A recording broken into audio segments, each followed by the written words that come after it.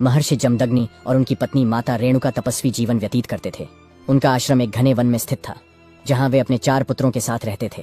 परशुराम महर्षि जमदग्नि और माता रेणुका के सबसे छोटे पुत्र थे। परिवार में सभी बहुत ही धार्मिक और तपस्वी थे। एक दिन महर्षि जमदग्नि अपने दैनिक हवन के लिए तैयार हो रहे थे। हवन के लिए आवश्यक जल लेने के लिए माता रेणुका अन्य दिनों की तरह नदी के तट पर गईं।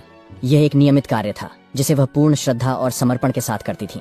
लेकिन उस दिन जब माता रेणुका नदी पर पहुंची और जल भरने लगी तो उनकी दृष्टि अचानक गंधर्वराज चित्ररथ पर पड़ी, जो जल में अप्सराओं के साथ क्रीड़ा कर रहे थे। चित्ररथ का रूप और उसकी सुख समृद्धि को देखकर माता रेणुका के मन में क्षण भर के लिए एक विकार उत्पन्न हो गया। उनके मन में इस वैभव और सौंदर्य के प्रति आकर्षण जागृत हो गया। उन्होंने कुछ पल वहीं ठहर कर यह दृश्य देखा और समय का ध्यान न रखा।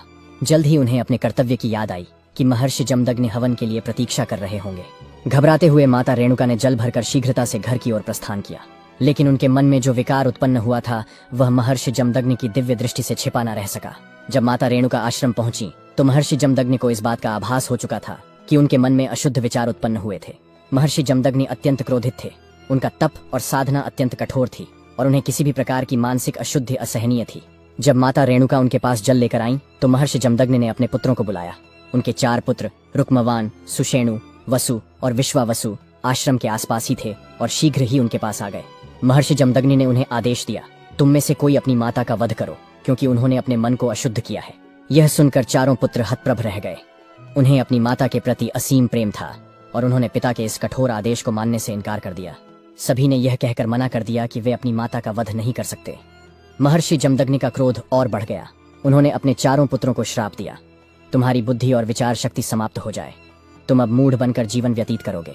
उसी समय परशुराम, जो अपने शौर्य और कर्तव्य निष्ठा के लिए प्रसिद्ध थे, आश्रम लौटे। उन्होंने पिता के क्रोध का कारण जानने की कोशिश की और जब उन्हें पूरी घटना का पता चला तो वे पिता के आदेश के प्रति समर्पित हो गए। परशुराम ने निसंकोच अपने पिता के आदेश का पालन करने का संकल्प लिया।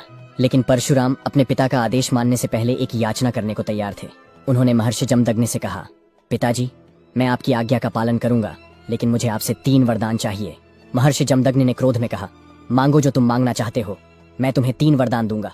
परशुराम ने बिना किसी हिचकिचाहट के अपनी माता रेणुका का सिर काट दिया।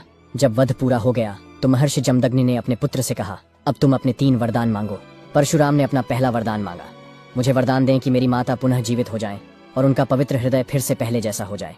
दूसरे वरदान के रूप में परशुराम ने कहा, मेरे चारों भाइयों को आप पुनः उनकी बुद्धि और विचार शक्ति वापस दें, वे फिर से अपने पूर्व रूप में आ जाएं। तीसरा और अंतिम वरदान परशुराम ने यह मांगा, मुझे यह वरदान दें कि मैं कभी किसी से पराजित न होऊं और मुझे दीर्घायु प्राप्त हो। महर्षि जमदग्नि, जिन्होंने अपने पुत्र की निष्ठा और साहस देखा और उसकी याचना स्वीकार कर ली, और उन्होंने अपने चारों पुत्रों को भी उनके पूर्व स्वरूप में लौटाया। उन्होंने परशुराम को 3 वरदान दिए। परशुराम ने वरदान प्राप्त कर अपनी माता को पुनर्जीवित किया। माता रेणुका पुनः जीवन को प्राप्त कर अपनी पूर्व स्थिति में आ गई। महर्षि जमदग्नि का क्रोध शांत हो चुका था। इस प्रकार परशुराम की निष्ठा और साहस की यह कथा हमें यह सिखाती है कि जीवन में कठिन परिस्थितियों में भी हमें अपने कर्तव्यों का पालन करना चाहिए और उचित समय पर धैर्य और बुद्धिमानी से निर्णय लेना चाहिए। परशुराम ने अपने कर्तव्य को सर्वोपरि माना, लेकिन साथ ही वे अपने माता पिता और भाइयों के प्रति भी अपने प्रेम और आदर को नहीं भूले। उनके निर्णय ने पूरे परिवार को संकट से उबारा और एक नई दिशा प्रदान की।